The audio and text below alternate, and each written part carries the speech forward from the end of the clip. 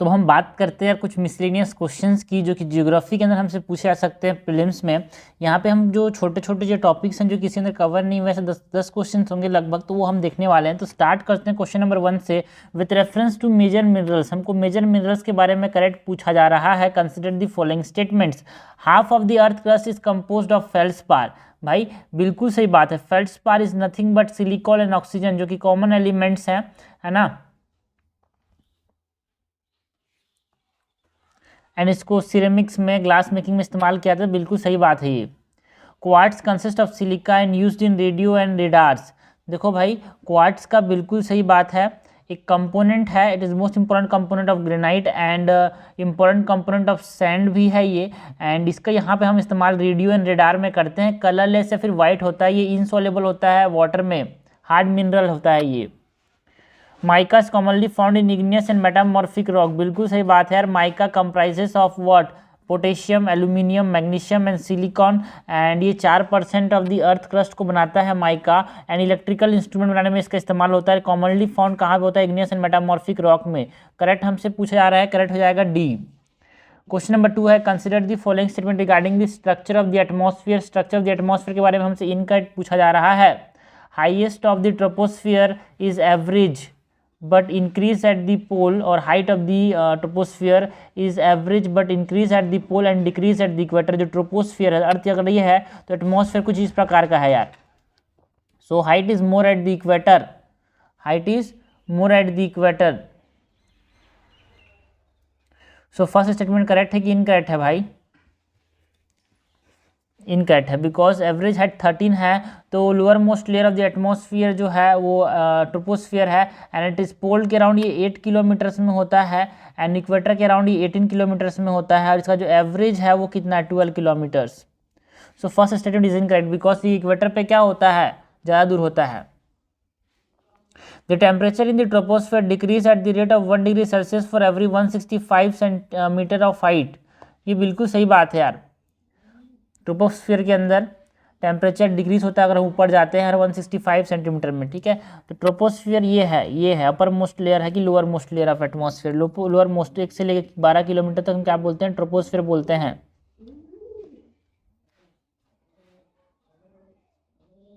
The zone separating the troposphere from stratosphere is known as stratopause.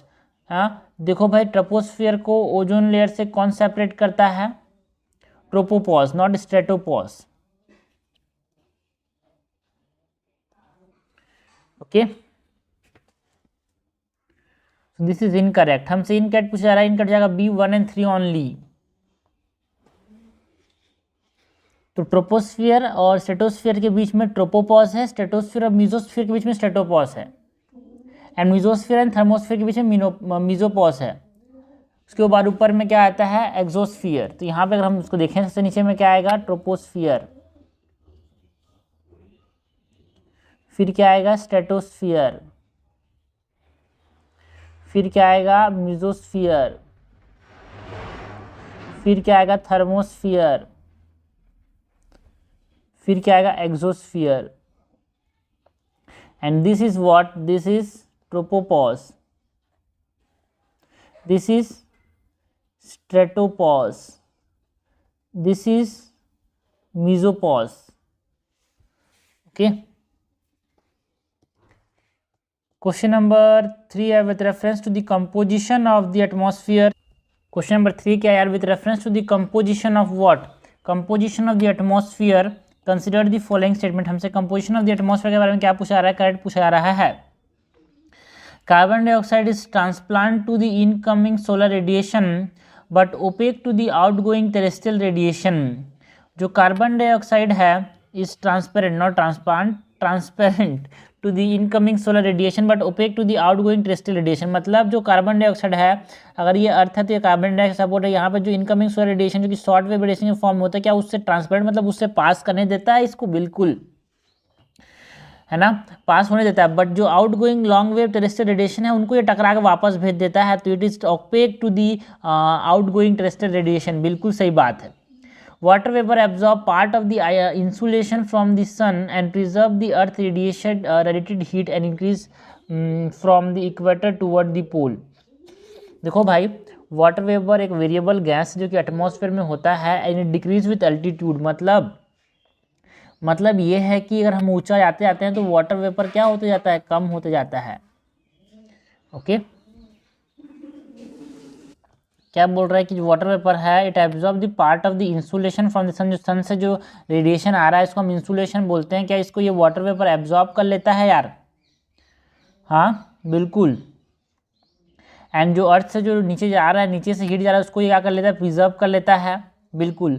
And water vapour increase from equator to the pole, अगर हम बात करें तो equator में ज़्यादा वाटर वेपर होगा कि पोल में होगा? भाई इक्वेटर में ज़्यादा होगा, तो ये डिक्रीज होगा ना भाई, इंक्रीज कहाँ होगा? So this is incorrect, decrease from the equator to the pole. Equator में इवापोरेशन ज़्यादा होगा इसीलिए वहाँ पे ज़्यादा क्या होगा, वाटर वेपर होगा, but decrease from the equator to the pole. This is incorrect. Dust and salt particles act as a hygroscopic nuclei around which water vapor condense to produce cloud. Dust and salt particle के around ये condense रहता है, cloud बनाता है। बिल्कुल सही बात है यार, करेक्ट हमसे पूछा आ रहा है, करेक्ट हो जाएगा 1 and 3 ओनली, आंसर हो जाएगा बी। क्वेश्चन नंबर 4 है, with reference to Indus river consider the following statement. Indus river के बारे में हमसे करेक्ट पूछा जा रहा है कि इनकरेक्ट? इनकरेक्ट पूछा जा रहा है भाई। Indus is the eastern most river of the Himalayan river in India, बिल्कुल सही बात है, it is the eastern most river. ना भाई ना, it is the largest river system in the world, आप बोल सकते हो वन ऑफ द लार्जेस्ट है, but it is not the eastern most, it is the western most. इस प्रकार से अगर यहाँ पर ये इंडिया हो गया है भाई, है ना, ये अपने पास है, तो ये ईस्टर्न मोस्ट है, ये तो ईस्ट साइड है ना, ये वेस्ट साइड है, so it is the western most.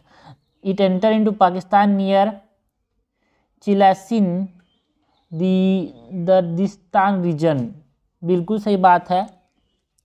In Tibet it is known as Singhi Khamban, lion's mouth, है ना। एंड ये क्या करता है, नॉर्थ वेस्ट में जस्कर एंड लद्दाख रेंज में लाई करता है, उसके बाद इट पासिस थ्रू लद्दाख, है ना, बल्टिस्तान वाले रीजन में पास करता है।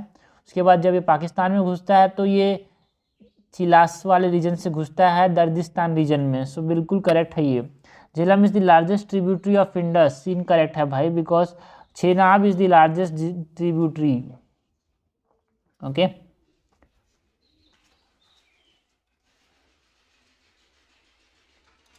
सो इनकरेक्ट हमसे पूछा रहा है, इनकरेक्ट जाएगा 1 and 3, आंसर हो जाएगा ए। क्वेश्चन नंबर 5 देखते हैं, which of the following national park are situated in the Nilgiri biosphere reserve. इनमें से कौन कौन से national park Nilgiri biosphere reserve में देखने को मिलते हैं, ये हमसे पूछा आ रहा है, करेक्ट पूछा आ रहा है भाई। नागरहोल नेशनल पार्क जो है नीलगिरी बायोस्फीयर रिजर्व, ये अगर हमारे पास साउथ इंडिया होगा तो यहाँ पे नीलगिरी बायोस्फीयर रिजर्व में अंदर कौन कौन से यहाँ पे नेशनल पार्क देखने को मिलते हैं।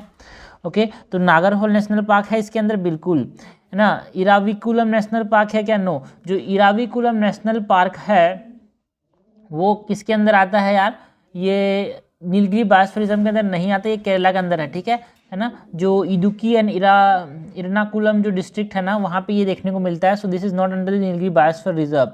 Silent valley national park, yes it is a part of the Nilgiri biosphere reserve.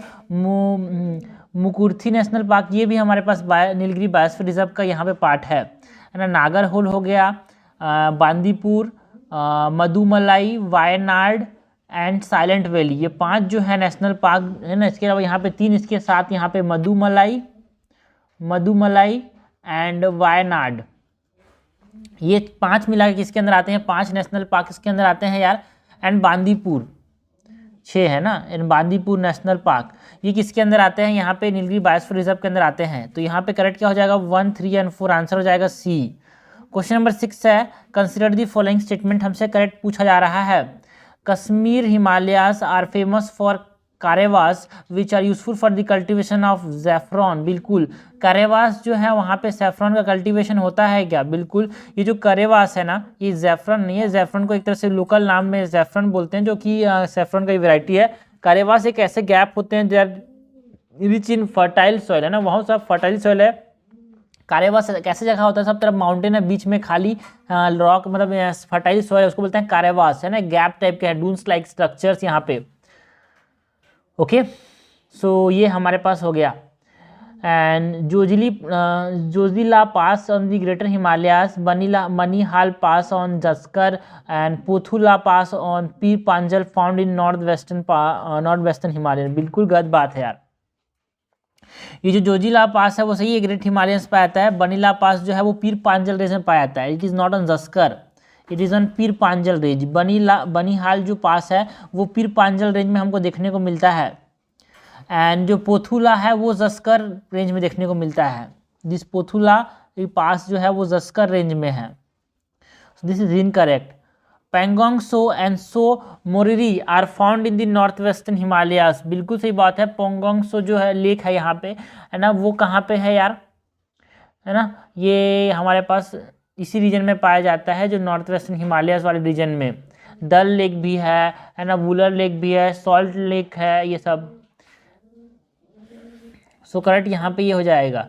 हमसे क्या पूछा है, करेक्ट पूछा है, करेक्ट हो जाएगा 1 and 3 ओनली। आंसर हो जाएगा 6 का सी। क्वेश्चन नंबर 7 है, consider the following statement. Weathering is an active wearing away from the earth surface by moving agents like running water, wind, ice, waves. कि ये स्टेटमेंट सही है भाई? बिल्कुल गलत स्टेटमेंट है, because weathering is an active process away from the earth surface. ना भाई ना। Erosion is an active process away from the earth surface. Weathering is the gradual disintegration of rocks. ठीक है, weathering is what? Weathering is the gradual disintegration of rock.